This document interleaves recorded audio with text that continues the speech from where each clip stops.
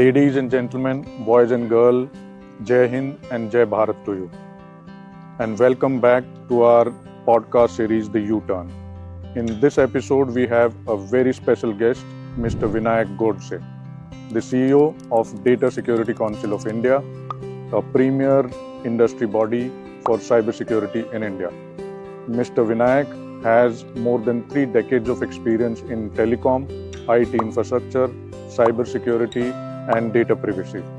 He has been leading the DSCI for almost 1.5 decades. Mr. Vinayak has been instrumental in designing national level policy on information security and has rolled out various frameworks on privacy as well as data security. Mr. Vinayak has been working on very high level committees with industry bodies like RBI and SEBI. So ladies and gentlemen, let's welcome Mr. Vinayak Godse. So Jai Hind, Jai Bharat, Vinayak, and thanks a lot for taking out time from your busy schedule and joining us today in our podcast, The U-Turn. In this podcast, generally we are speaking with different people from different walks of life. And with you, we thought that we will discuss on one dimension, which is the emerging technology. Yeah. But before I come to that, Vinayak, I know that DSCI is making a lot of contribution, and we want to understand from the perspective of this vision. How do you envision DSCI's contribution to this grand vision of Surakshit Bharat, Viksit Bharat for India? Yeah, so thank Ashish for having me here. And the Data Security Council of India works as a think tank and industry body. Primarily, we cater 3 areas, right? Cybersecurity, privacy, and critical strategic technology. And we believe that the kind of effort that we are putting for this Vikasit Bharat, where we are putting technology central to it, and last 2 3 years we have been saying this decade is not decade for us, it's a technology decade. That's why we say decade. And this decade and from 10 20 30 years from now, technology will play a very critical significant role. And what we see, one is adoption of technology in more secure way and also privacy assured way. That's the area and effort that DSA put together. One is to understand the technology better from the security perspective, what kind of challenge it will create. Also now, all the technologies are primarily putting data central to it, and that's why privacy rights and privacy obligations and liabilities also needs to be factored when we are looking at one is building, another is adopting this technology. And another important part is in the ecosystem of technology, it's actually a large complex supply chain, right? And in the supply chain, looking at security privacy issues, one important part, but another part is from the overall critical technology specific, all the discussion which happens between, for that matter, India, US, there is a ICED agreement that we signed. We also talk about this Quad Alliance, which talked about creating this alternate supply chain. Yeah. And every country is trying to put together kind of effort to really put its game better to have those capabilities in place in the country basically. So here, what we basically do as a data security council is to understand the technology at a very nuanced level, on a very deeper level, so that we know what kind of capability do exist in the country, and we also try to understand globally what is happening, and then from there we try to see whether we can put us on the existing capability and try to build some kind of plan to grow and plan to have those capability which will become significant in coming 3 4 years of time. So for example, can we look at some part of semiconductor technology and see where they stand now and 3 years down the line, what kind of capability that will become very relevant basically, right? So we need a lot of those kind of a futuristic mapping or casting of technology. And while do we do that, we should also understand the deeper and at very capability level, what kind of capability do exist in academia, in startup ecosystem and technology ecosystem, and big companies, small companies, basically, right? So there is always a challenge of having good visibility about the technology capability of the country, and that is the effort that DSA put together, creating good bottom-up understanding of technology capability of the country. Okay. And see where it can go from now, and that's the effort that we put together for this entire. No, I think Design. fantastic effort by DSCI. I came to know about there are few courses also Yeah, DSCI has rolled out yeah, where you are the prime author. yeah, I think one is around privacy and yeah, other one is around information security, if I'm not yeah. wrong. So there are these what we try to do as a DSI is again like for the privacy, the data protection officer, right?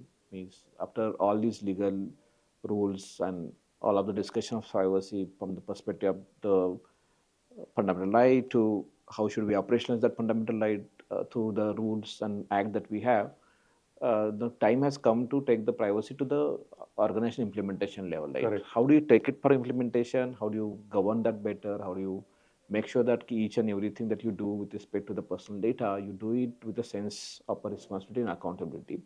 And there is obligation as well on the organization to have a data protection officer. So that's why we created this data protection officer Yeah. training course of DSCI, right? That's one thing. Then as we know that artificial intelligence, almost every company, every sector, and every kind of use case and problem statement, people are trying to find AI could be possible solution for them. But AI could create other challenges from the security, privacy, and overall ethical and transparency perspective, right?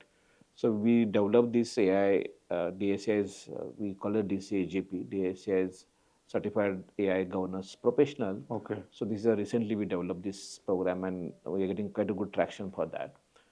So adoption of AI in a more secure, privacy assured, and also ethical way is the basic intent of this course, but more technical in nature. Okay. Just to intervene, Yeah, Vinayak, because this piece is extremely critical for yeah. the cybersecurity professionals and Yeah. enthusiasts.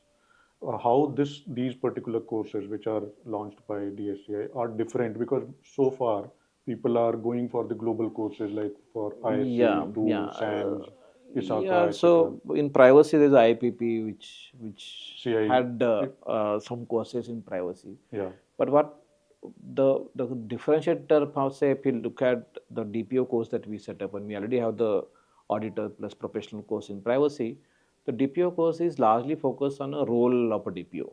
So we see for India. data protection officer's role, and that is our law talks about it. GDPR also talks about it. So what we really try to do in a DPO course is look at the different enterprise environments, look at how exactly the privacy is shaping the things that they do with respect to data, and try to go more technical understanding and bring that technical understanding because the privacy will push you to change your processes, change your technology design, change your the way you govern things, change the way you collect and process information, right? And because there are procedural liability that privacy law creates, and there is outcome liability as well, right? So we put a data protection officer's role as a central to it, right? And then this course is actually creating that competence of managing privacy better. One is to comply. Definitely, compliance with the law is important, but other is to like really govern the because one of the important part is to govern the data better or privacy better in the organization. You will create your the brand image, right? Correct. In the digitized world, creating the trustworthy brand is very important, right? And if you have that brand, then probably people will rely on more or they can trust you more to do their business work with you basically, right? So that was the intent of building DPO course, very technical, case study driven kind of course that we have, a very Okay. practical scenario that we build together for DPO Okay. course. Since you spoke about IAPP, Yeah, I'm uh, pulling this a yeah, little bit. IAPP has different courses, like one is for EU, yeah, one is for the managers, yeah, and one is hardcore on for the technical yeah. professionals. So here you are saying that you're covering everything under one course. Not really. Means for the basic foundational understanding, we have DCBP Okay, course. okay, We also auditor course. This is called a DCPLA, DSI certified uh, um, privacy lead assessor course.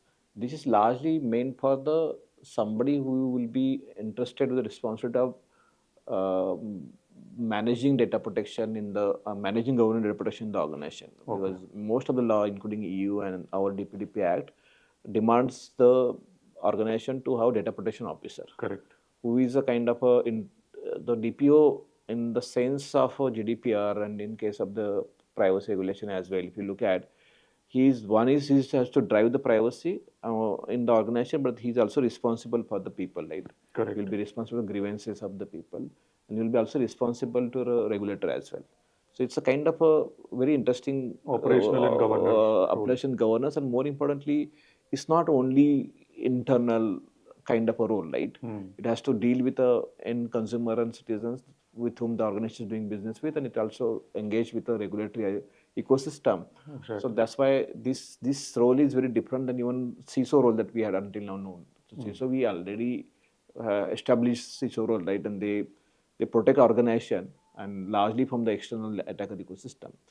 DPO is really different because DPO most of the time organization makes a plan to collect and process information basically, right? And here you are protecting somebody which is not part of the organization, the rights of the individual which is not part of the organization basically. And that's why it's a little tricky and different than compared to CISO role that we have seen until now. Correct. And there is one more initiative which DSCI has rolled out, which is around strengthening the startup ecosystem Yeah, in the space of cybersecurity and privacy and technology. And I've seen in a couple of your conferences where you have dedicated a different space altogether for the startups to showcase their yeah. capability. So here I want to hear from you because the startups are the people who actually are contributing in whatever capacity they can to this grand vision. So how DSCI is supporting these startups? And I think this is also important for people who could not reach DSCI but still looking for. Yeah. So if if you look at India's cybersecurity industry, Ashish ji, so it's almost $20 billion. Very, I'm very proud to say that the last 10, 15 years of time, because of the engineering capability that we have, a lot of global company are moving their operations, services, even engineering work to India, right? And large part of our industry until now was export of services happening. Our global company coming and setting their operations here basically. And I started in around 2013 or 14. We started looking at, well, okay, so export of services happening, but are there some product companies in India which are building technology capability in cybersecurity? And there were very handful of companies that time which has product in cybersecurity. So we started focusing attention to who are those companies, what kind of product they are making, Okay. and started gradually mobilizing those effort. And to our surprise, now if I look back in last 10, 12 years of time, we have almost now 400 plus product company, and they are building product in cybersecurity. You name any areas of security, you will have Indian product company in that area. Every month, I am now seeing five, six new company coming in cybersecurity space, and that also gives a quite a confidence that probably after US and Israel, India is the third largest cybersecurity product ecosystem I can talk about. Cybersecurity product has two things. One is the commercial benefit it brings to the table, right? And that's definitely larger, greater success story that we have seen in cybersecurity in recent past. So there is a possibility creating quite a good commercial value out of the cybersecurity product ecosystem. But for national security, the capability that is getting developed in also very important, basically. Yeah. Right? So this is a technology which delivers both of this value, basically. One is the commercial value that you can sell the product in Indian other market, and we are seeing quite a good traction happening in other market as well. And second part is you also contribute because there are many national security agency, defense forces, critical sector organization. They want to work with Indian companies. Basically, you deliver that value as well as a part out of this technology that is created in cybersecurity. True. So recent, there was a couple of days back this on artificial intelligence, Yeah. the DeepSeek from China. Yeah. They have disrupted the AI market altogether. And there are a couple of concerns, although we have very positive improvement in the startup ecosystem.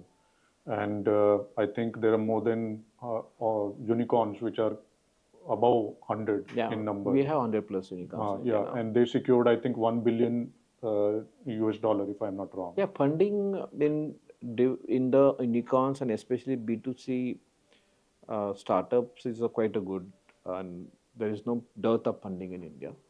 Challenge is a deep tech technology ecosystem because gestation period is very long, and getting that patient capital, risk capital is not still easy in the Indian ecosystem. And you would have seen in last couple of years the budget also talks about improving the funding ecosystem for deep tech, and cybersecurity is the most complex deep tech technology area. So we are seeing early stage funding is getting solved, but later stage funding is still difficult in cybersecurity. That's the problem that we are at this point grappling. How can we solve the problem of later stage funding in cybersecurity?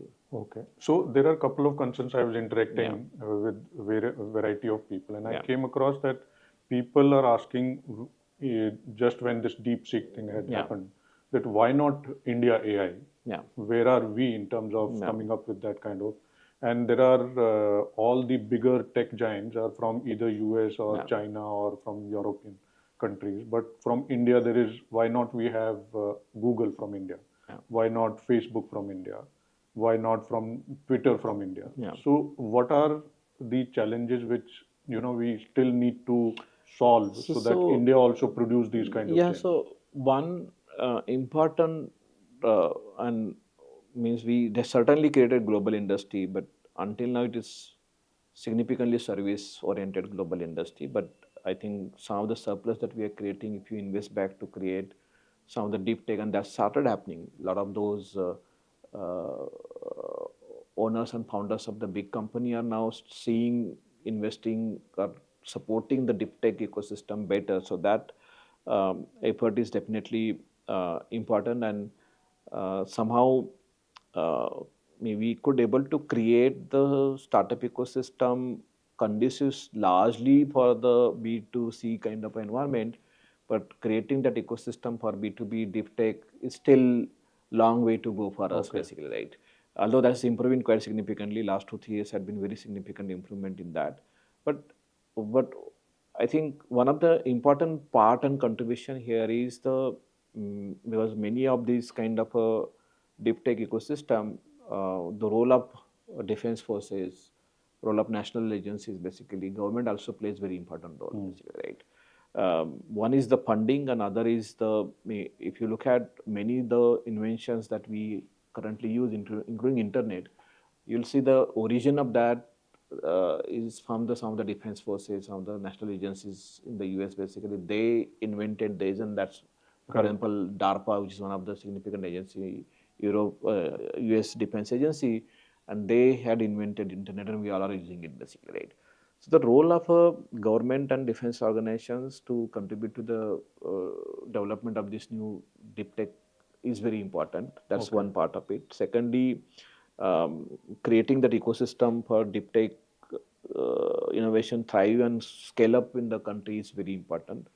Third important part is and that then come to the engineering and those ventures, basically. They always struggle with investing and putting their effort on a problem which may not have immediate kind of a monetization possibility, right? And how we allow them to work on some of the problem for 4 years, 5 years of time. So that part is missing in the ecosystem. And the another last part is like, and that's to the society, like how do you create this critical thinking that we talk about in national education policy, and that's one of the significant central part of the national education policy, that we need to inculcate critical thinking in society, which focuses on problem and formation of problem compared to solutioning, right?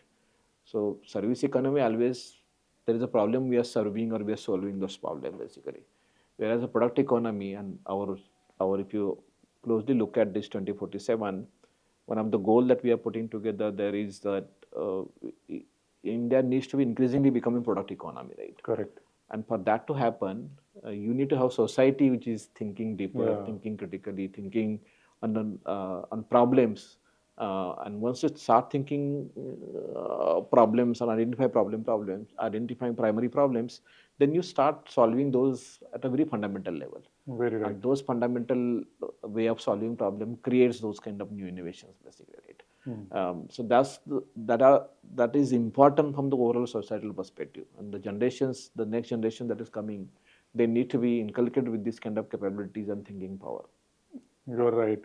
Because so far, I think we are consuming the technology, but we are not innovating as far as the race is concerned. good part is ki with this consumption and serving on technology has brought the GDP to the level that we see now, right? Correct. It's $500 European, and out of that, almost 260 billion plus dollar contributed by the IT or tech industry. It's a quite significant development, right? No other country coming close to us. I see a lot of global companies, they're looking at opportunities to move their technology work to India because of the kind of engineering talent that we have created, basically. If you create a good ecosystem and this thinking capability in the society, and now with the surplus that is available to us, basically. So if you flow that surplus of funds into some of the very long-term kind of ideas, so that would probably change the way things would happen in coming future time. There is another important thing which I'm also very mindful of. That's the effort that DSA put together is understanding technology more like a top bottom up than a top down, basically, right? Okay. So when we talk about AI, it's a big thing, but AI means there are thousands of Components. capabilities and components, basically, right? And there are some components which are at a stage at this point of time, and they could probably evolve to level in next 3-4 years of time, basically. So can you look at those IPs, those use cases, basically, which will become significant in 3-4-5 years of down the line? And if you focus your attention to some of those IPs, I'll tell you an example of this HB Hynix, right? So while everybody knows about GPU that NVIDIA develops and they sell it at a very high price level, but GPU also requires memory. That's high bandwidth memory. Yeah. And there is this company in South Korea. They focus their attention to developing the high bandwidth memory. Now almost $7 billion orders they get it from the NVIDIA, basically, right? Okay. So it's not full. I know we need to put our attention to the full IP like a GPU, but the GPU has hundreds of different small IPs and some IPs that goes into creating the high performance computing ecosystem, basically. So that is what the effort we need to do is keep in the supply chain, which is the important component. Do we have the capability here in India, and can we really work towards developing that component so that by 27, by 2030, they become very significant components. Okay. So this bottom-up understanding and extremely intelligence is very important. At the same time, the top-down effort that we are putting together. Okay. Since you brought out this particular piece, because, like, for example, this semiconductor chip, and there are some effort which we are putting as a nation. And we have a dependency on NVIDIA and thus US because they have restricted, I think it is 250,000 units only we can import from US by 2027, which is comparatively very less if we have to compete with these global giants. So do you think that India has those capability centers where they can at least... See, the design, we probably are very good at designing the conductor chip. Semiconductor different IPs, right? Because almost 22 to 23% of the global workforce in semiconductor, mostly that is in design, resides in India. And we're doing it for a global organization. There is a capability of designing very complex chip exists in the country. If you create this ecosystem, which government is rightly doing it, we are creating this manufacturing ecosystem as one part. With somebody like Micron and like Applied Materials, we are also putting together this tooling ecosystem better in the country. So this is all ecosystem play, right? And if you create ecosystem and also the ecosystem for if somebody took a plunge and come out of these companies and they are setting up their kind of a startup in the semi design, and if they get support of all these ecosystem, technology capability one part and the investment other part, and there's a market as well, right? So then we will see thriving of some of the cutting edge semiconductor innovation happening in the country, quite sure. That's one part of story. But is it the development on the existing chip which NVIDIA is providing, or we will be developing our own? Yeah, there are various different ways. So, for example, some of the architectures that I have seen, I can't reveal that because of the sensitivity involved. Some of the parallel architectures, basically, right, that I have seen in the ecosystem, if they really get that support, they could come as a very significant alternative to the GPU ecosystem and dominance of GPU ecosystem. That's one story. There is also a lot of breakthrough happening to solve this problem of compute, right? And one breakthrough is certainly in semiconductor ecosystem, right? Silicon ecosystem. There is another which is coming as a neuromorphic computing, right? Yeah. And ISC Bangalore achieved quite significant breakthrough in that. We have almost 5-6 companies in India which is working neuromorphic computing basically, right? So this is a brain-inspired computing, and the kind of energy they will take is it's a fractions of what GPU takes basically, right? Okay. That's The worry is the startups and this research that is happening. If that doesn't get productized quickly, and that's what the difference between now India and other geography, especially US basically. So the new IP, new research immediately get productized and commercialized there better. They get a quite a significant investment. So if that such, I mean, we have definitely core capability. We are putting together a report on neuromorphic computing global landscape and as well as what we have in India. And I'm surprised to see the kind of startups in the area of neuromorphic computing that do exist in Indian ecosystem and the research which is happening in the area, right? So history, scientific history always allow you some new areas. That's what the correct. China DeepSeek you talk about. So they found a ways to. There is a constraint of not being accessing the GPUs, and they found a way to solve that without using much GPU, right? Now neuromorphic computing is another alternative which is coming in, right?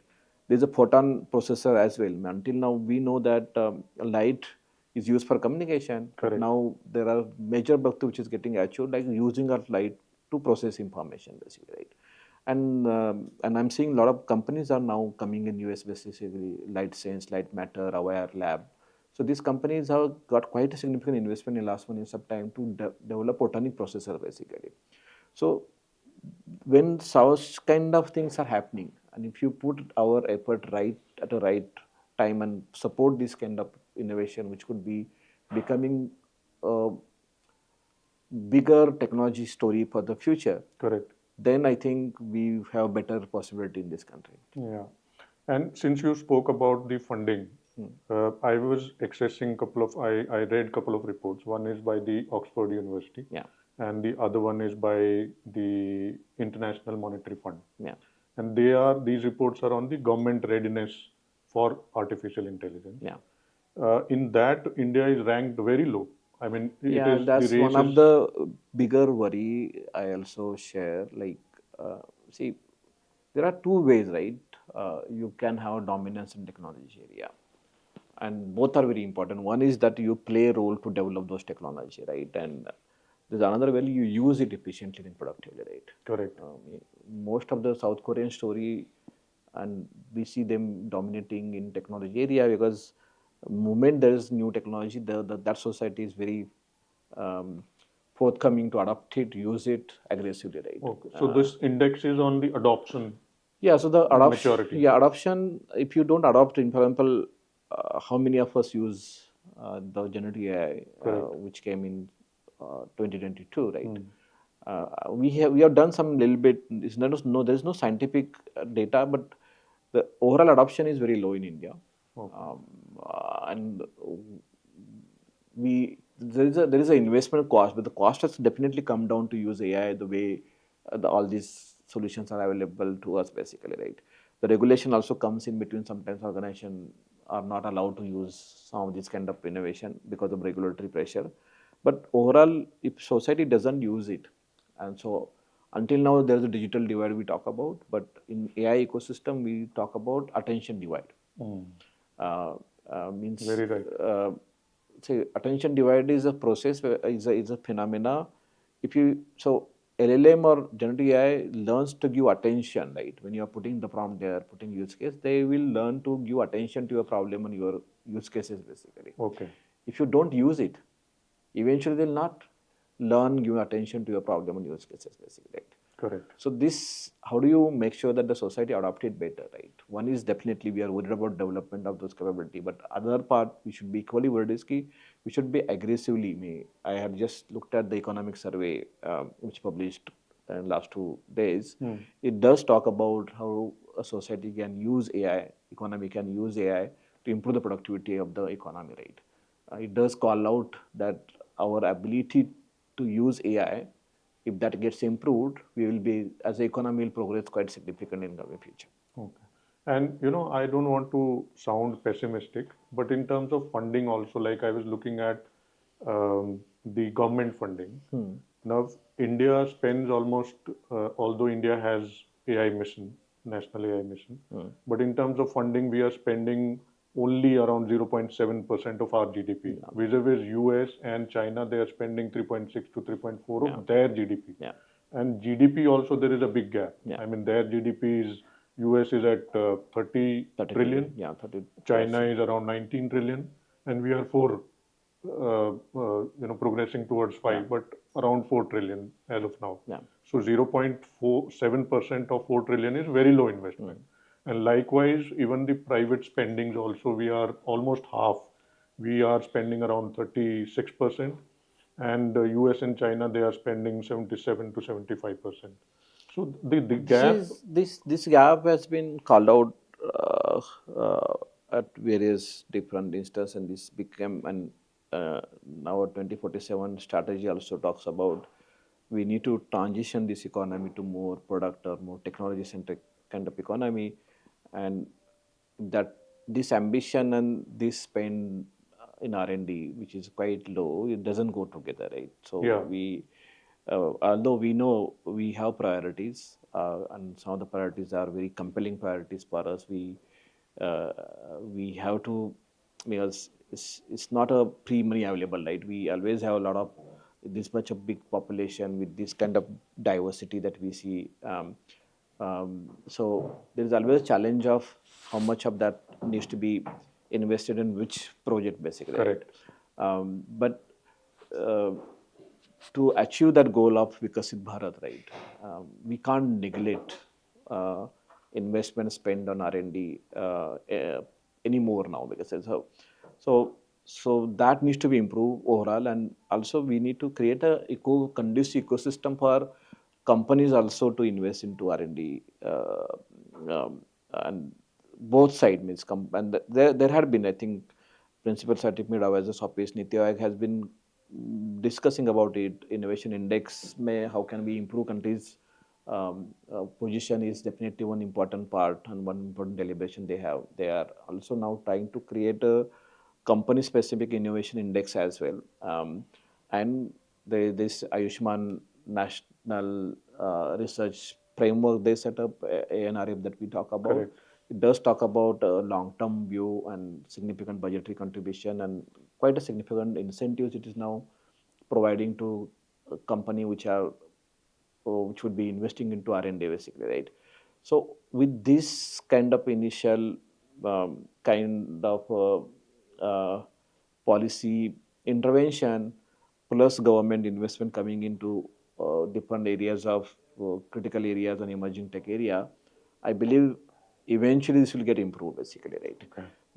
But how do you make that happen, that every academic institution for that matter, every company which is doing some, so how do you democratize, make it more participatory and make it this is a bigger movement, because if you see the thing that which happens in China and other part of geography, especially in China, the kind of aggression that we see in terms of investing into the core research is quite intense, right? True. And the gap, as you are rightly said, is widening day by day. And how do we close that? One of the key thing which I like to say here is that's also one of the challenge, right? Use of AI for scientific discovery Hmm. is also very important. In fact, AI can help you to reduce the cost goes into R&D, right? Means we are hitting the age of intelligence explosion that we talk about, right? True. AI, the way it is now evolving, if you rightfully use that, then it can contribute a lot to, one is the reduce the cost of scientific discovery, and other part is like accelerate the scientific discovery or research process, basically, quite intensely, basically. So I think we need to have a very focused hyper agenda uh, to use AI for scientific research and discovery purpose as well, right? And which would also save cost of R&D quite intensely, right? I'm not sure whether we are really using AI for scientific discovery or not. While solving the problem of closing this gap, this is an opportunity for you. Make use of AI for scientific discovery so that your cost goes down. The productivity of research also improves significantly. How, Vinayak, in your experience, I mean, you keep interacting with variety of people, not only nationally but Yeah, internationally also. How do you see research capability in India? yeah. Do you think So that we have, research is me that I mean, thanks to all of those institutions, very beginning of the society after 1947, the investment that we made in terms of IITs, IITs? Okay. ISRO, and those institutions that we created, and you see across globe, right? So if you look at all the CEOs of a very top big tech company, They you are will find from, India origin people there, right? yeah, Means we just did some kind of a analysis sometime back. Almost all of them put together 5 trillion plus kind of a economy. Companies basically. So India origin people are CEO or significant level at that basically, right? So there's no problem of a talent. There's no problem of bringing that thinking and those kind of capability to the table, right? But the challenge is now from the research perspective, what we believe is um, one is the some academic institutions needs to be scale up so that their ranking improves, but not only for ranking but for the overall quality of the research that they do. But key key intervention maybe required is how do you productize those research, right? okay, How do you create the industry ecosystem around the fundamental research? I see there is a significant gap there. Still, academia and industry ecosystem work in a two different silo. There have been effort to close that gap, but uh, maybe the reason for that for us is because until now industry was more service oriented. That's why it was difficult for us to really think technology product coming out of the research.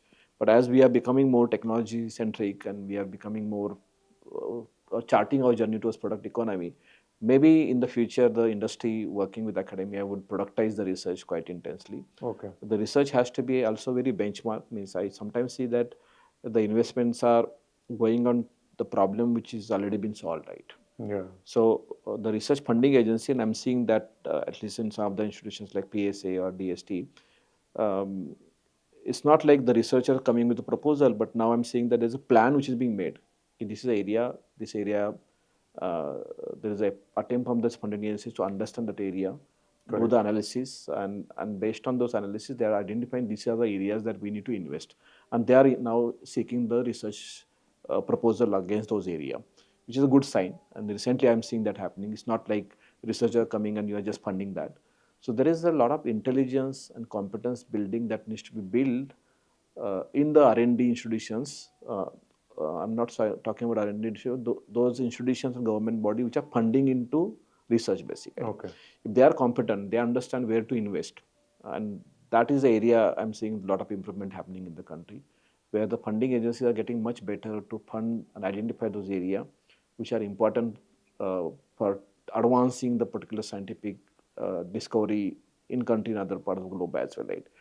One part is that story, and second part is very active hyper effort to productize the research basically. okay, And here we are putting some effort from DSCI. We set up a R&D coordination function in DSCI. We try to look at this R&D happening, at least in the area that we work, and we try to identify company. We try to bring the academia, researcher, and companies together. We have created even legal templates to get the agreement signed between these two. Almost 15 research either there's a agreement signed to productize or a product is already there in the market or in the process of signing the agreement basically, right? So, but we believe this is still a small effort DSI makes. We need to accelerate this effort across the country. yeah. I think because, for example, in cybersecurity domain, Gartner is a well-known Yeah, name from US, yeah, and likewise, probably uh, tomorrow, with your effort, DSCI may become Indian Gartner, yeah. or some, because those kind of efforts are required. Unless and until we have, Yeah, I mean, so we need that maneuvering, and I agree to what you're saying is like we need to have very good analytical capability because uh, can if ask this question for DSA, can we in the position to advise organizations in the strategic plan? Yes, yeah, we are, right?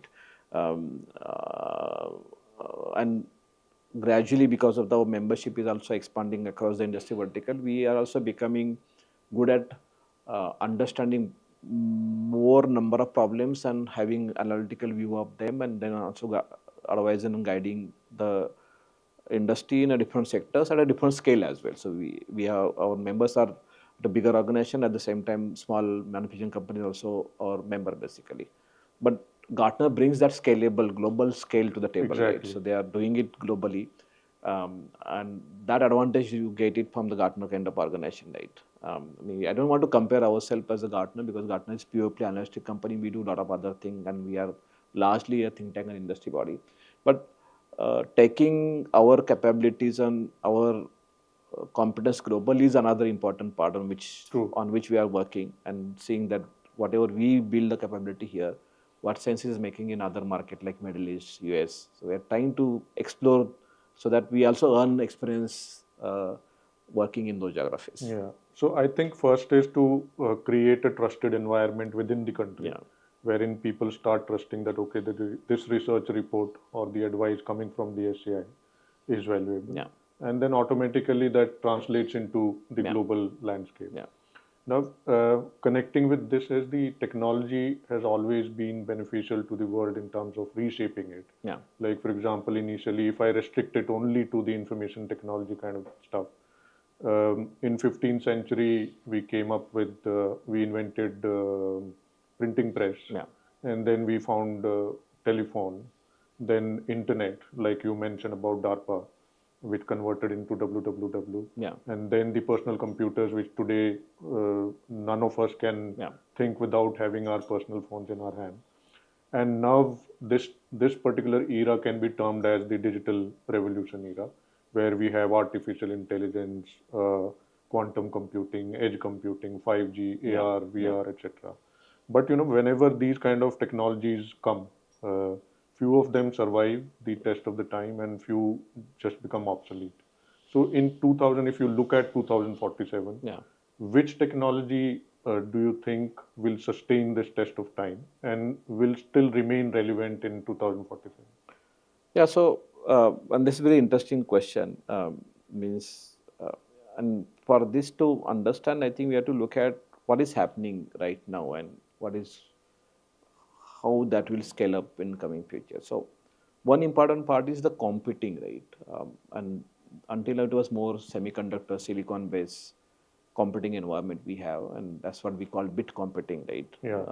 At the end of 0, 1 bit that get processed, right? But now suddenly uh, we will have quantum computing capability available in coming 4 or 5 years of time. It's already available, but will scale up and will become more democratized in terms of its availability. So then suddenly we have qubit computing coming in, right?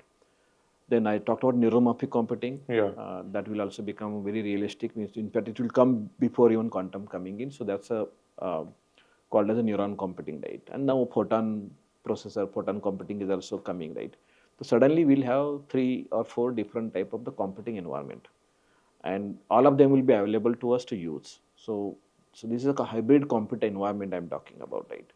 So your ability to use of them is a key ability that you will develop, and people are building data centers for helping you to use this diverse computing environment for different use cases, basically, right? Okay. Some of the use cases will be very complex in nature. You will be use quantum. Some of the use cases will be deep learning process. You will probably use neuromorphic to save the time and money and processing power, basically, right? So I believe that bit computing will lose its sheen because the workloads going forward will be more complex in nature, Okay. and that's why uh, I know the semiconductor technology will have its role, but if this computing environment becomes very significant, so the role of semiconductor ecosystem may not further progress. So they say Okay. that after 1.4 nanometer or 1 nanometer, it is very difficult for semiconductor ecosystem to scale up further. Basically, you need to find different architectures for that, right? Okay. But suddenly the neuromorphic, quantum, photon will play a very significant role in coming future, and they will become significant, right? So that's the computing story, right? There's another interesting story which we see would come is coming is the physical world is becoming more digital. In fact, we recently are working on a report on AI in physical world, how the AIs now would revolutionize the way the car moves on the So road. IoT.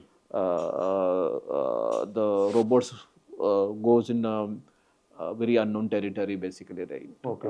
Factory becoming more digital in nature, drone becoming more intelligent, with satellite communication becoming more better, precision agriculture. So all this physical environment now would be significantly gained using AI, and there are models which has been developed for this, and there is a computing environment which has been created. So physical environment has a very small form factor, basically, right? Okay. And there you need to bring AI there, right? And physical environment is very uncertain as well.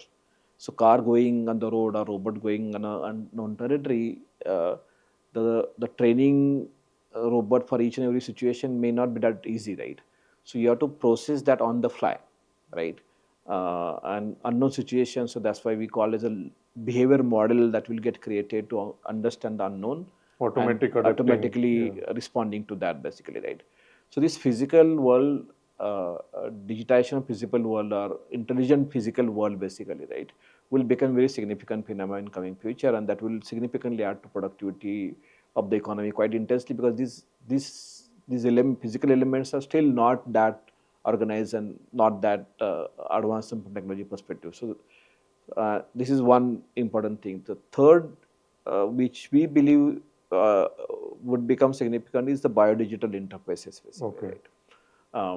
Now there are already early approvals which has now we are there is a interface that Neuralink has built for your eye. There is something in your Brain-computer brain. Then interface. there is a body inserts.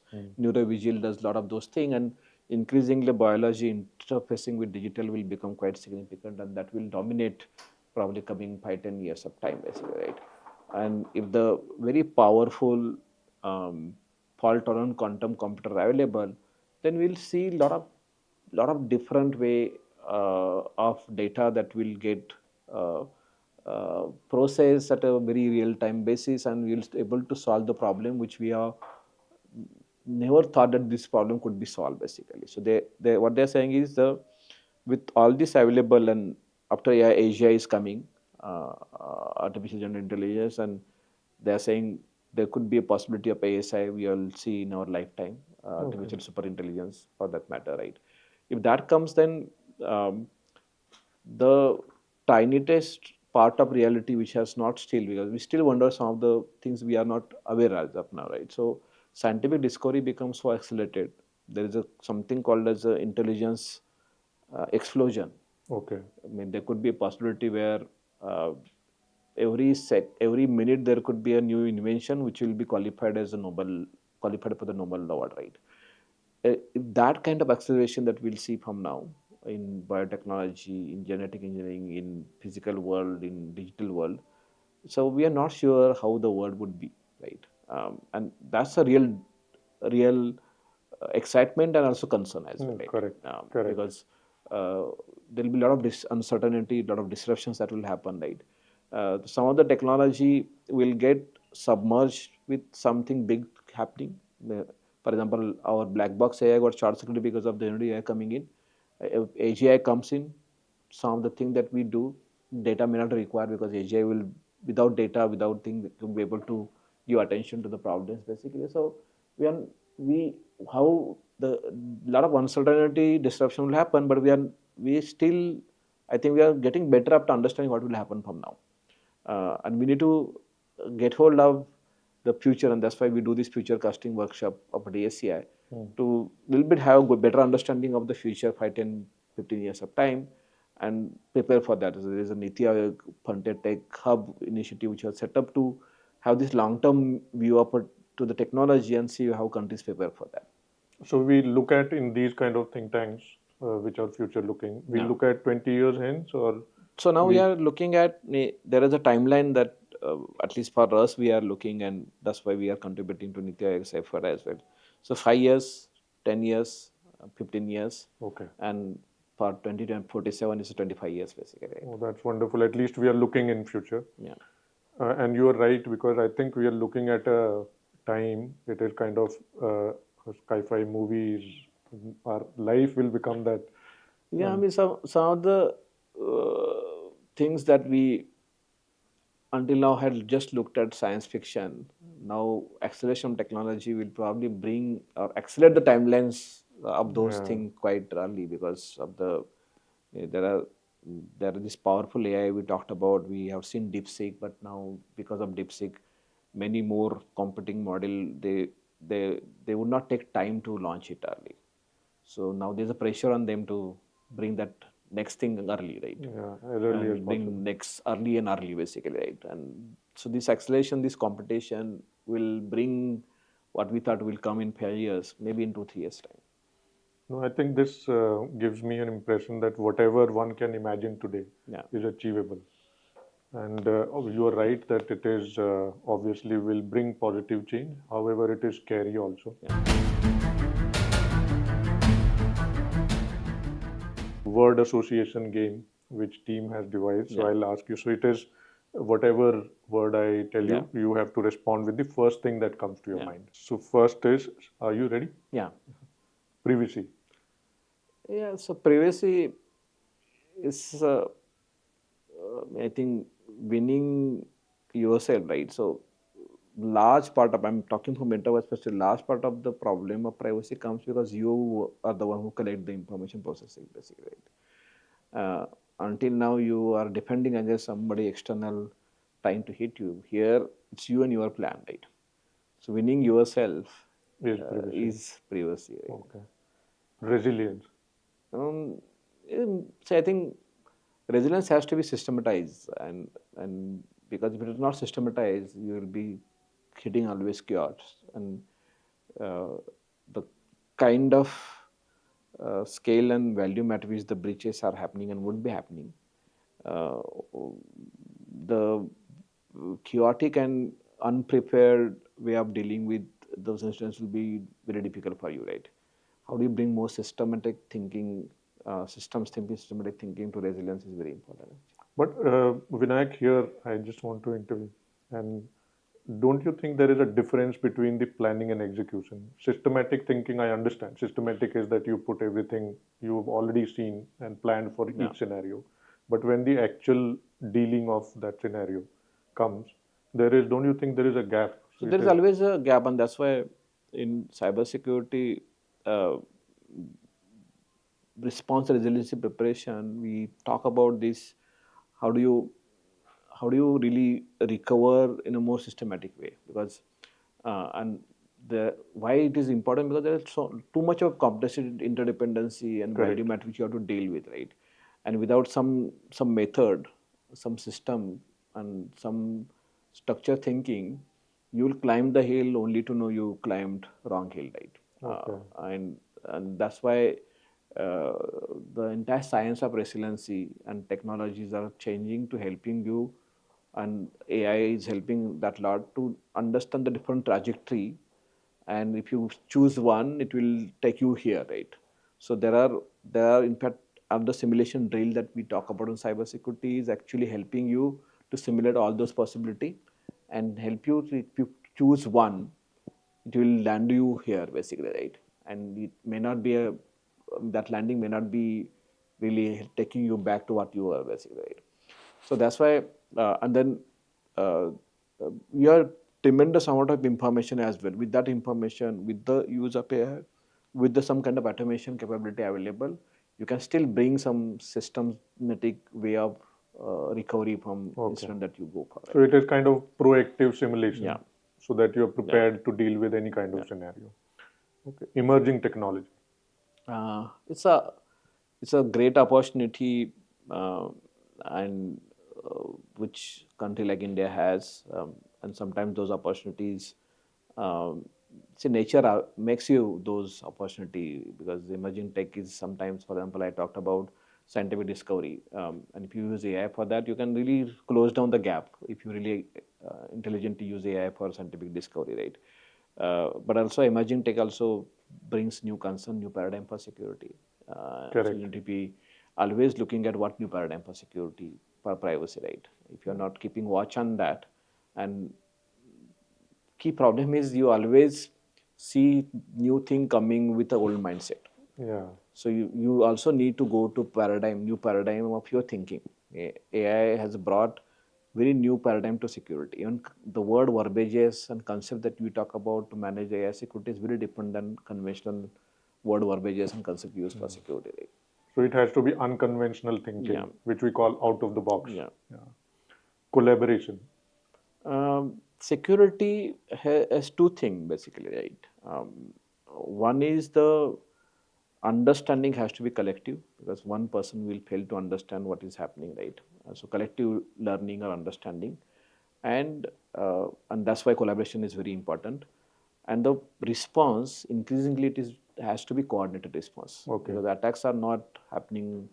Yes, it would happen to an organization, but sometimes it is against a sector, against a set of companies basically. And coordinated response is very important. So both learning and response, if you are not collaborating, you will not able to really thrive into kind of advancement that we see in attack Yeah. system. And at a larger scale, Vinayak, this reminds me, at global scale, do you think that there is a collaboration because the completely new world order is being set up, Yeah, and US and China, all the people, players, they're playing a very significant role in resetting the world order. yeah. So, do you think that Yeah, so at a collaboration will still remain? technology level, I see a lot of collaboration because threat intelligence is global in nature. Okay. A lot of platforms of security are global in nature. We build a lot of those kind of standard, those kind of template, those kind of rules where sharing the information that becomes easy. So technology ecosystem is becoming more interoperable, more sharing, providing more the situational awareness that is happening basically for a lot. But the challenge is uh, because this kind of collaboration doesn't really requirements. Yes, there are some localization; those requirements do come into picture, but these collaborations usually happen borderless kind of collaboration, basically. But when it comes to government, role of government, especially, right, and the culture that we talk about, and some of those governance of internet too.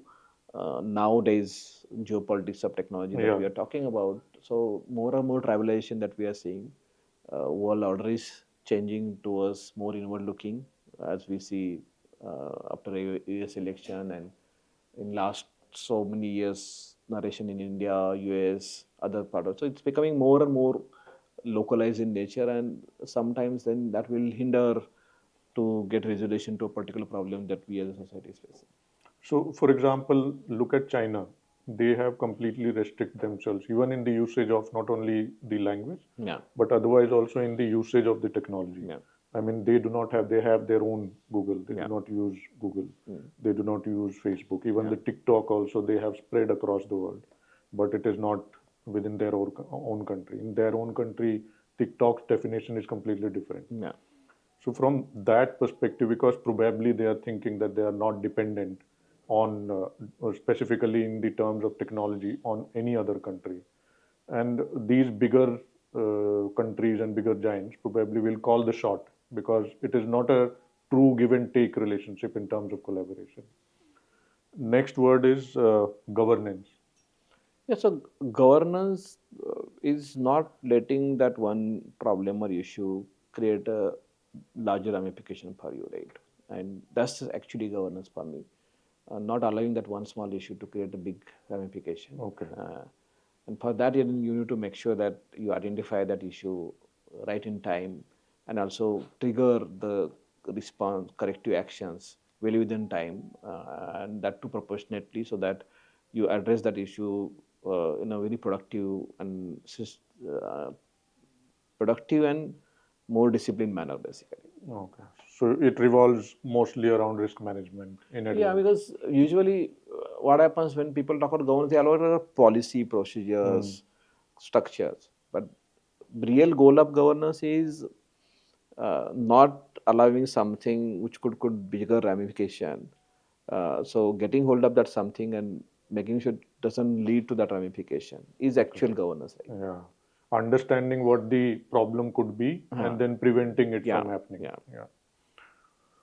And now, if we look at few minutes back, you were Yeah. talking about that artificial intelligence, although is transforming the different sectors and different industries and bringing a very positive change to the world. That's what we are Yeah. foreseeing. But simultaneously, it is a double-edged weapon. There is a risky side also because it Hmm. is completely changing the threat landscape also. It is bringing new vulnerabilities which are unknown so far. And from that dimension, as a nation, how do you think that we balance this culture of innovation and the security while managing these risks? Because if we look at the phishing, will completely be a different dimension. Hmm. Likewise, deep fake, it will become so real because it is kind of mimicking the video and audio of a individual. And then ransomware Yeah. attacks, your malware would be automated, however, simultaneously not only automated but adaptive. They will adapt as per the defense mechanism in your IT system. So when in such kind of complex environment, what do you think? How do we Yeah, balance? so that's what I said. Like me, it is taking to us a new, different paradigm altogether, and we, AI. Although last 4 5 years we have started seeing the security is more brownfield, but now generative AI is making it more greenfield, right? Yeah, Greenfield means you have to think from the scratch and think from what it means basically, right? So one important part of it, so until now we build security based on making it difficult for an attacker to get hold of it, right? correct. So more uh, so now, so there are process that attacker follow. One is the recon Hmm. that you do, right? Hmm. So now it's very easy because AI, one part of AI is long range context it can process, right? It's very difficult for human to know the relation between two different contexts that are sitting at long range, right? Yeah, So AI can help you that much better. In fact, one input now with what we closely look at means we could upload 2 million tokens in one go, okay. and they are saying they are going for 100 million plus tokens. So that means Very 10 large number. 900 books basically you can upload at one go, Okay. and you'll start understanding from that, right? So so means processing that context, which is even a long range, and creating modus operandi to hit you will be very easy with AI, right? That's one important part of AI, right? Secondly, the entire competition there is to make sure that you code better. So coding malware, Hmm. no, malware payload is a coding basically, Yeah, right? So you're right. that will be easy with AI, right? Third important part, as you rightly said, is like uh, at the end of day, uh, AI is getting better at so many different things, including digitizing the physical laws at a microscopic level. So defect will be very difficult to detect, and whatever methods that we have for detection defect, every day and every week they are getting defeated because of the new advancement which is coming in. One part is that, and second part is AI is understanding emotions much better, Yeah, so they can mobilize you and your mind much better, right? See, this all will create quite a difficult problem of a security, of a cyber crime, and dealing with that may not be that easy. So our conventional ways and methods may not suffice, and that's why we need to find and create those capability which are matching to this challenge thrown by the especially generative AI basically, right? And how do you, and that's why we started this course of DSCI to help people understand AI at a very fundamental level, and then understand the meaning of security, privacy, crime out of it basically. yeah, because there is one more challenge you mentioned in the initial about the supply chain risk. Yeah. And I was just wondering that probably AI would create the capability wherein it can poison the model itself. I mean, large language model or even the small language model. And that means we are looking at a very, very complex Yeah. future. And you are right that we need to have those capabilities. Otherwise, those positives can convert into negatives. Now we have few rapid fire questions for Yeah. you. So Vinayak, what's the most exciting emerging technology in cybersecurity today? See, currently certainly AI, but AI is a big elephant in the room. But I am now getting excited because of neuromorphic computing, what it can bring to the cybersecurity. Okay. It can also help solve a lot of problems of cybersecurity. So I'm looking at somebody with whom we can work, where some innovation of neuromorphing can be leveraged for solving cybersecurity problem. Okay. So I think that's an indication to all the startups, especially in this particular field. If you have the capability in neuromorphic computing, then probably this is the indication from Vinayak to reach out to him. Okay. Uh, if you could solve one cybersecurity challenge, what that could be? So there is a one which we always talk about, like we need to make people aware, and because they are the one who take those decisions, right? And they are the one who end up doing something, and that creates a problem for them, right? Most of the fraud cases are like that, right? If there is involvement. There's a difference between security threat and fraud, right? There's the involvement of person in when it comes to fraud, right? And then and some large part of security is also still very person dependent, right? Okay. But the volume and complexity at which things are happening, and it's very difficult for anyone advanced users to understand underneath the transaction that I'm doing, what are those complexity involved, speed at which it is happening, right?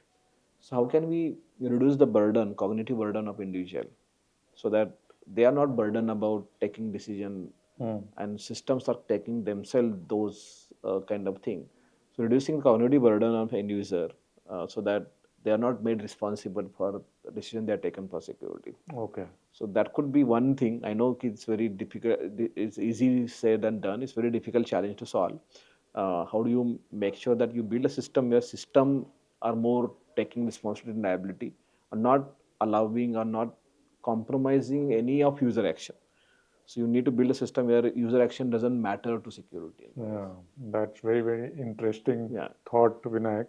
But till that time, I think till the time we mature to that Yeah, I particular mean, we are level. now, for example, now we are going for password-less system, Yeah, right? yeah, Password-based authentication systems are already there, so that people are now started thinking in that direction. The yeah, password-less authentication is a step towards that, but there are many correct. more things to be done for this. Yeah. And I think awareness and training is very, very important Yeah, to keep the man behind the yeah, machine aware about all yeah. the associated risks. And in India, probably, I think we do not have a system of having a mandatory training. In companies, I have seen Yeah. that there is a mandatory training even for the cybersecurity professional or end user, where mandatorily they have to go certain courses. Changing now. I Yeah, think AICT and all of them are now putting cybersecurity almost in every curriculum. yeah, There are a lot of efforts going on. Yeah, it will take time to really have that as a very large scale phenomena, but yes, things have started changing from that perspective. yeah, correct. And Vinayak, one thing India as a nation, does better than the rest of the world in cybersecurity. It's the capability, right? Skill and capability. There is no match in terms of the skill and capability, engineering competence that country offers to the world.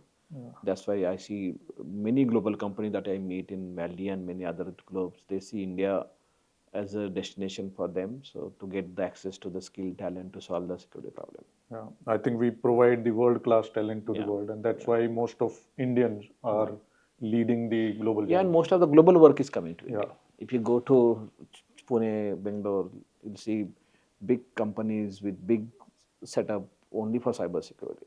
but so far we are having and we used to have these backup offices Yeah. wherein we are doing the transactional work. Do you think that that transactional work is It's changing a lot. So we converting are adding a lot into? of value. For Okay, example, going more platformized, and there is this Secure in India report that we publish every 2 years. And if you look at those reports, you'll find that um, day by day we are adding a lot of value. okay. We are rising to value chain in terms of offering those services. Oh, that's very positive. the first piece of technology that fascinated you as a child? Yeah, I mean, as a child, I think I remember this is 80s, right? Early 80s, electronics and things that could. I mean, that's why I became an electronic engineer, basically, right? Okay. So that time the SEDAC was set up and SEDAT was set up. Okay. I mean, what could go in telecom and what could go in electronics, basically, right? And those were dreams, basically. We all have seen that now there is the age of electronics. But that time, not computing electronics coming in, and everything will be more electronically enabled in nature, and that's why that became a dream, and I am still living that dream because I became an electronic engineer Okay. and contributing the areas that I thought I will contribute in. Okay. Which superpower would you choose? The ability to predict cyber attacks or ability to neutralize them instantly? Yeah, so see the kind of I know we would and there is some little bit fascination I see in terms of more control way of handling and managing and governing your systems, internet, infrastructure, or even applications as well, right? But as I rightly talked about, security is more collective understanding and Okay. more coordinated action, basically, right? Um, and that could happen when the ecosystem is more democratized, is in nature, right? Where you can there is no inhibition in terms of sharing information. There is no restrictions in terms of working with people and engaging and solving the problem together, right? I believe uh, first impression may give that we are losing control, but democratic ecosystem, and that's what you see all these India-US ISET agreement and the Squad agreement, and then there is IPF, Indo-Pacific Economic Frameworks. All that, if you see that closely, you'll see that how the democratic ecosystem across globe is coming together Yeah. to solve the problem. And I think eventually this way of handling and managing would thrive. Okay. And Vinayak, one book or movie that shaped your perspective on technology? I'd like to name two. One is this Thomas Kuhn, which is the influential author, which writes the scientific history of science, basically. Okay. So he talks about this paradigm thinking. So he helps you to understand, recognizing the current paradigm and identifying that one thing or two things that will take you to the next paradigm, Okay. right? And very interesting book. What book is that? This is a history of science book. History Thomas of Kuhn Science. is one of the influential book of last century, right? Okay. So he makes you understand this paradigm thinking structure behind science, and it's very interesting book, and you can relate to what is happening because now the how can this is become more relevant because now this paradigm of technology is changing so fast now.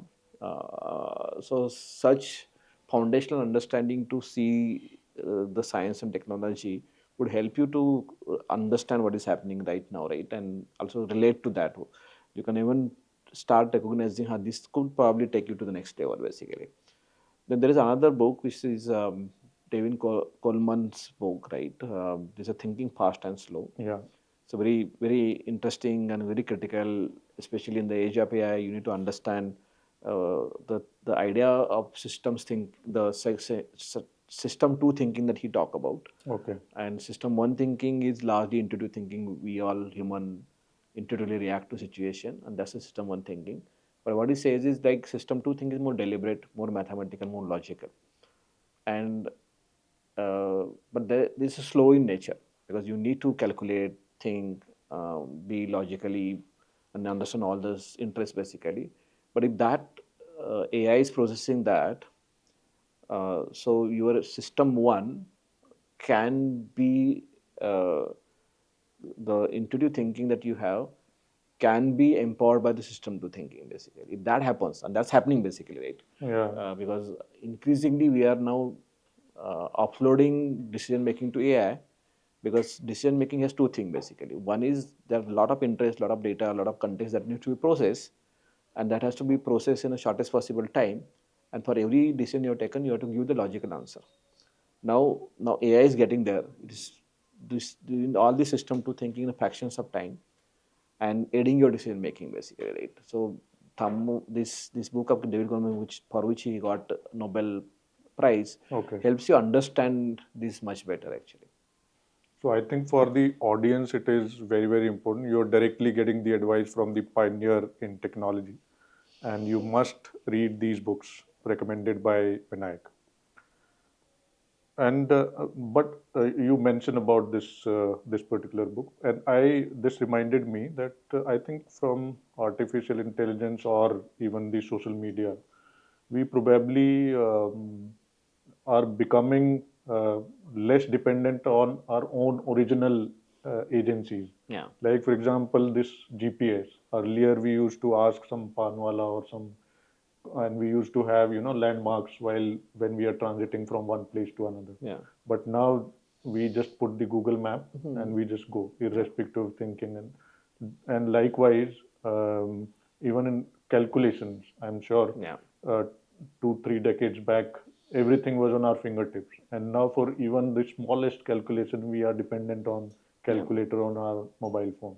So don't you think, in a sense, the original intelligence of a human being is outsourced to this, and Yeah, we so are there becoming there are banker? there are two phenomena we talk about. One is are we becoming servant or are you becoming master of The things which you, technology, yeah. yeah, Until now we mastered by using calculator. We had gone to the next level, right? correct. We had gone to computer, then we master computer as well. We gone to the next level, right? So there's always this question asked when a new invention happened, that are we not taking some of the human capability away? But this time is different. Okay, Until now, it was more assistive technology, but now it's a wisdom, right? And then that's a global wisdom. So there used to be some Rishimani in our philosophy, we talk about they would be Brahmagyani. So now this Brahmagyani is democratically available to all of us, right? Which becomes more wise person if you really use it day to day. yeah, So I study this what this means. So if I every of my decision, every of my discussion, every of my talk or question that I'm asking, if I get empowered through this global wisdom available, so what that phenomena is basically. So there are interesting, and I'm doing that discussion probably in the month of March. I'm getting neuroscientists together to discuss about what this means to the the kind of a basic process that we have in our brain, right? So that's interesting. neuroplasticity for that matter, right? So there is a phenomenon they talk about, like if if you get this wisdom in each and everything that we do, so then there is a different level of brain activity that happens, right? And we are studying that, means, and probably March may will bring this discussion and probably look at what this means, and then why we need to do this kind of understanding. Then we will know how to master this. Otherwise, we become a servant to this. Yeah, I think because there is a lot of difference between the information and wisdom, which you Yeah. mentioned, and that's a deep work which you're going to do, Yeah. which you're mentioning about. Because so far, in lighter mode, we consider Google Devta, and the moment you ask for any information from Devta, it says Tathastu, and that information is in Yeah. front of you. But now it depends on the human being how to use that information in terms of wisdom. Yeah. I think so that gap is still there, and probably in future, probably it may transform into the information may transform into wisdom. Uh, by 2047, Vinayak, do you see India becoming a global leader in cybersecurity domain? Yeah, we see India will become leader in many domains, including cybersecurity, I believe so.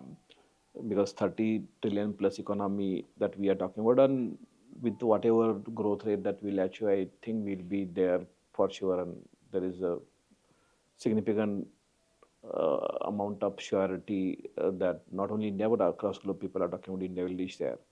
Um, we certainly have foundation of cybersecurity, right? One is the 20 billion plus industry, the skills that we have, entire Digital India program that we talk about. We brought that narration to the table. We would have definitely spending power required to invest into security.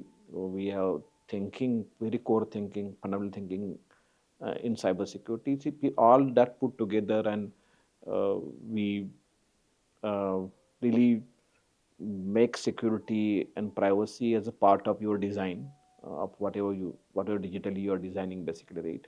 And also have this competence and capability and get hold of this technology, and also create a I believe we brought and we have some role. I'm not saying we are fully responsible, 100% responsible.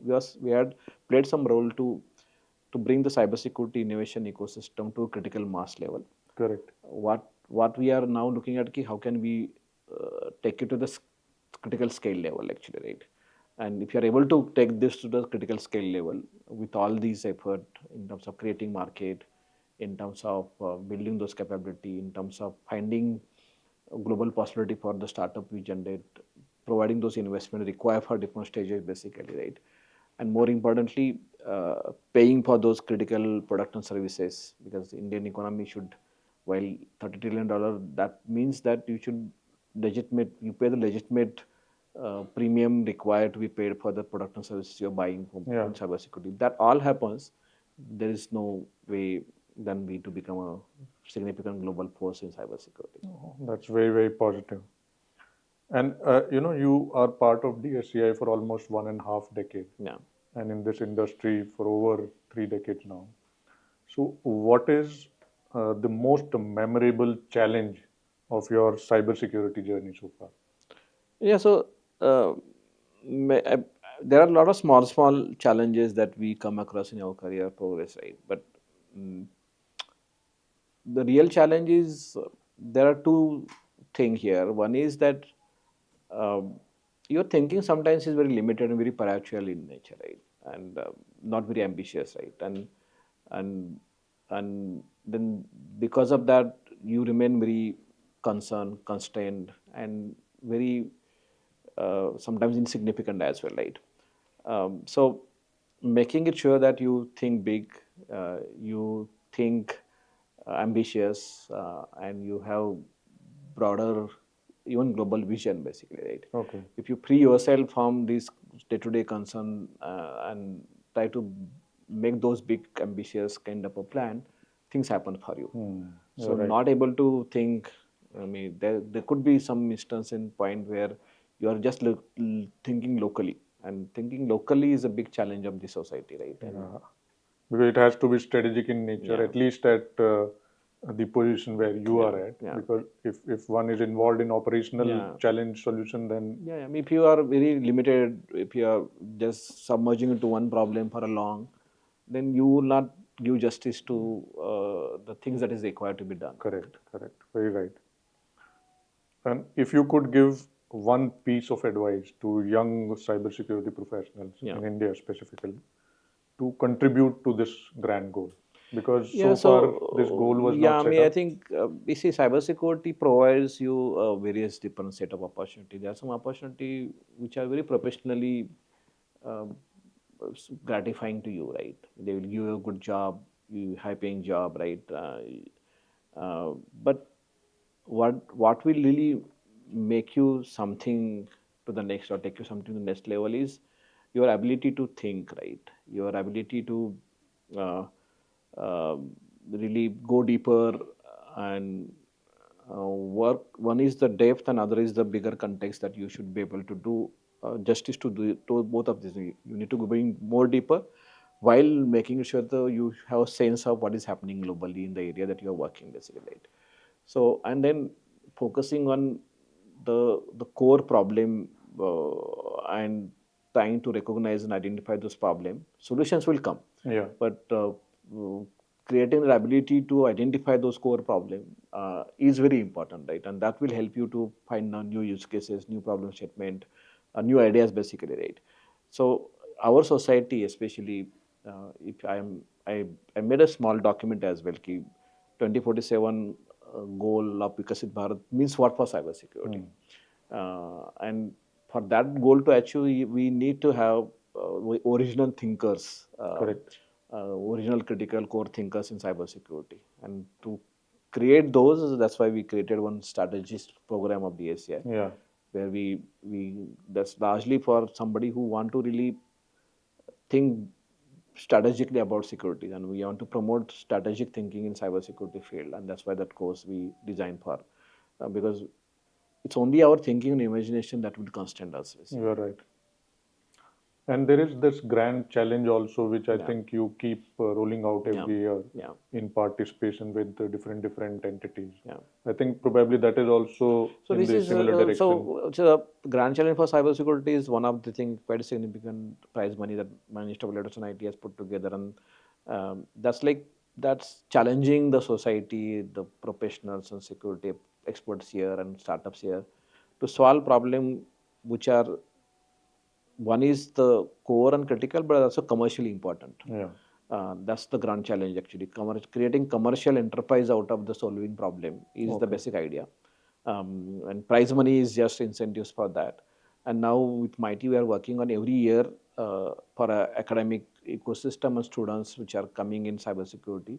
Every year we will have such kind of challenges meant only for students basically. Yeah.